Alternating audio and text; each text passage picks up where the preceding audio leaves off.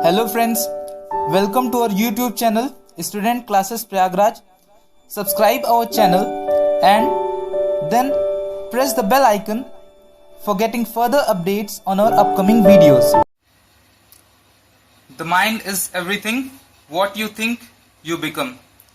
So if you think that you can be successful, you will be successful. Welcome guys to our video series on high yield concepts. तो अपने freedom fighter series में अगले freedom fighter हैं. He is a very important personality specially UPSC candidates के लिए, क्योंकि UPSC candidates Indian civil services examination, he was the second Indian to qualify Indian civil services examination, और वो भी British times के दौरान.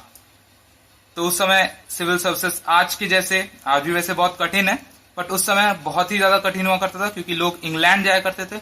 So he went to England and qualified civil services examination. तो आइए इनके बारे में हम बात करते हैं. सुरेंद्र नाथ Banerjee. So his personal life. He was born in November 10, 1848.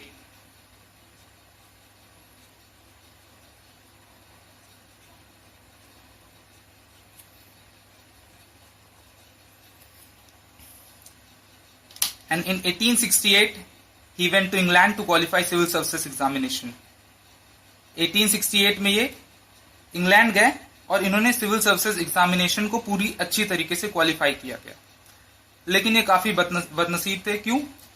क्योंकि सिर्फ एज इश्यूज के कारण इन्हें डिस्क्वालीफाई कर दिया गया.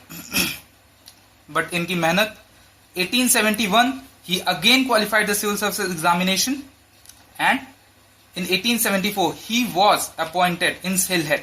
तो सिलहेट में इन्हें अपॉइंटमेंट मिला था as Indian civil services officer. तो उसके बाद इन्हें एक माइनर प्रोसीजरल एरर के कारण इन्हें फिर से डिस्क्वालीफाई कर दिया गया. आप देख रहे हैं किस तरीके से डिस्क्रिमिनेशन हुआ करता था उस दौरान. तो he was first of all second Indian to qualify civil services examination.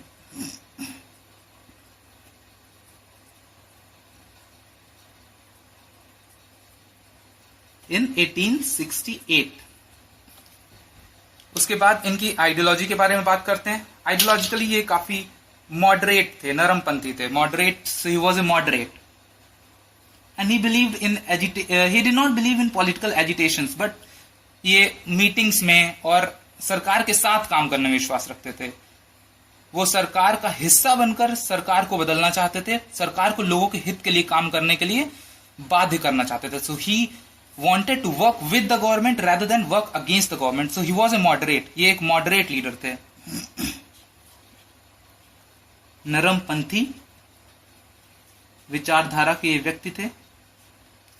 इसके अलावा आइडियोलॉजिकली ये एक धार्मिक और सोशल रिफॉर्मर थे. He was a social and religious reformer. सामाजिक और धार्मिक सुधारक थे ये. Social and religious reformer.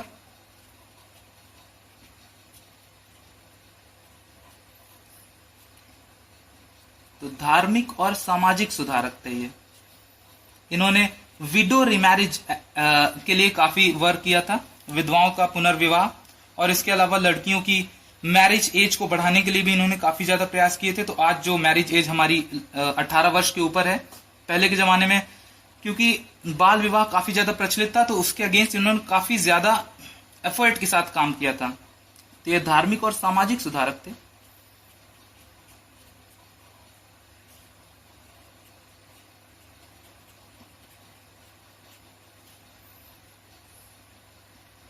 Supported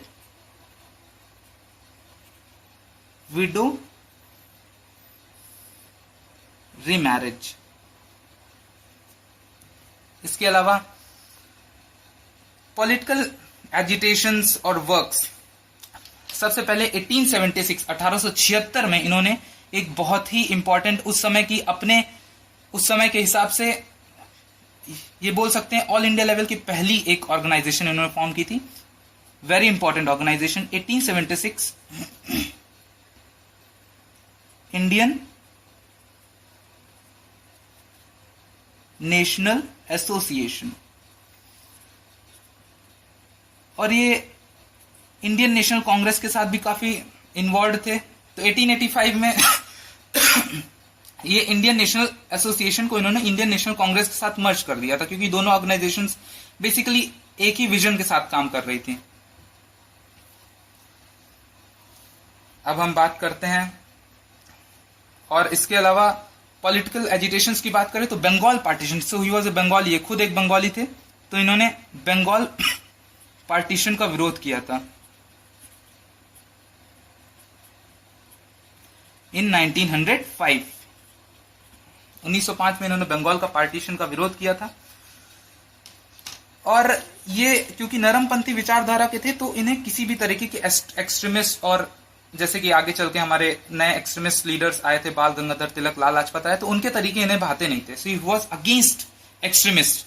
और महात्मा गांधी जो कि नॉन कोऑपरेशन मूवमेंट और सत्याग्रह, जिन्होंने भारत में सत्याग्रह नॉन कोऑपरेशन मूवमेंट की लहर लाई थी, उसमें उसके भी ये विरोधी थे। तो ये आप समझ सकते हैं अपनी विचारधारा में काफी ज्यादा स्टेबलाइज थे। सो ही वाज अगेंस्ट और a critic, so he was a critic of non cooperation and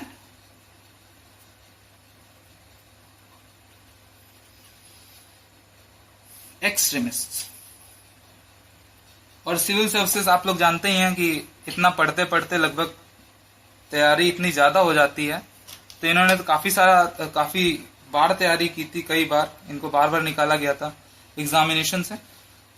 तो इनका ज्ञान इतना ज्यादा हो गया था कि was a very good orator, ये काफी अच्छे वक्ता थे, और उसी का फायदा इन्हें मिला था। उसी के बलबूते ये पार्लियामेंट के भी पार्ट बने थे। और इसके अलावा इन्हें 1921 में सरकार ने नाइट की उपाधि से नवाजा था। So he was knighted by Britishers in 1921।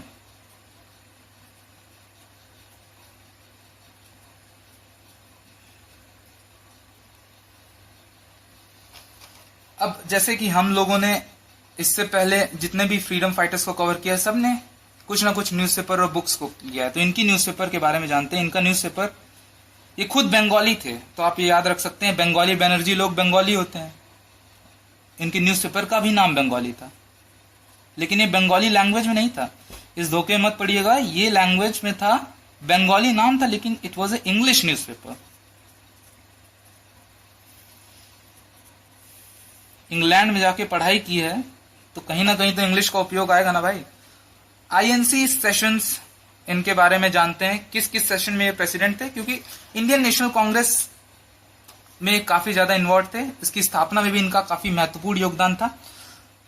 1885 के सेशन पुणे में हुआ था, उसके ये प्रेसिडेंट थे। और कमेंट बॉक्स में लिख के बताइए, इंडियन नेशनल कांग्रेस की स्थापना किस वर्ष हुई थी। ये काफी इंपॉर्टेंट क्वेश्चन है, हर एग्जामिनेशन में कहीं ना कहीं पूछ लिया जाता है। तो पुणे में इन्होंने किया था। इसके अलावा 1902 में भी ये प्रेसिडेंट थे। तो पहला पुणे, दूसरा अहमदाबाद। पुणे महाराष्ट्र में और अहमदाबाद कहां पर है बताइए।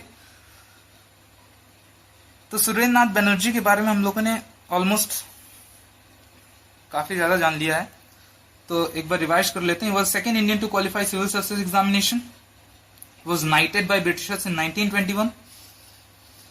इनकी पॉलिटिकल एसोसिएशन का नाम था Indian national association. Bengal partition में के अगेंस्ट इन्होंने काम किया था 1905 में।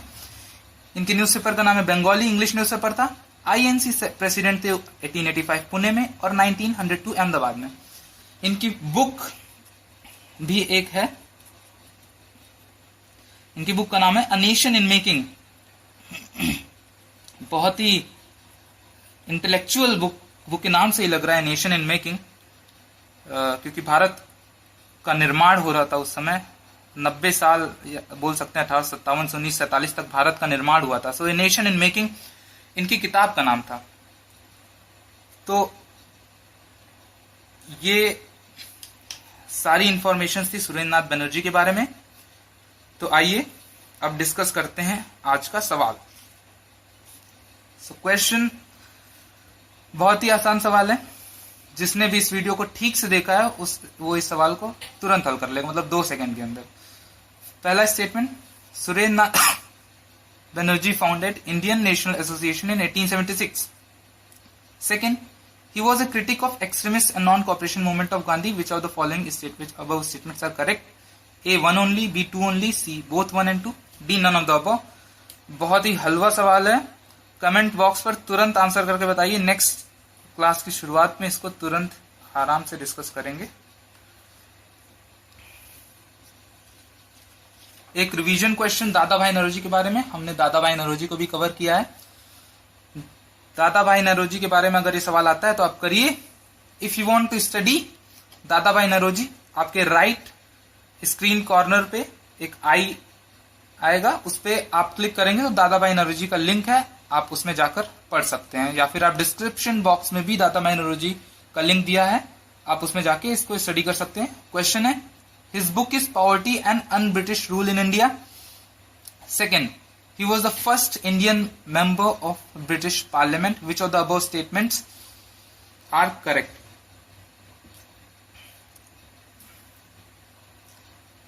कमेंट बॉक्स पर आप इसका आंसर दीजिए, इसको भी हम नेक्स्ट क्लास में ही डिस्कस करेंगे। तो हर बार अब से हम एक प्रेजेंट जिस फ्रीडम फाइटर के बारे में पढ़ रहे हैं उसका क्वेश्चन डिस्कस करेंगे, या वो क्वेश्चन आएगा, और एक रिवीजन क्वेश्चन आएगा पुराने फ्रीडम फाइटर के बारे में, जिससे हमको कुछ भूले ना, सब कुछ याद रहेगा। So thanks guys, will meet again with new freedom fighter.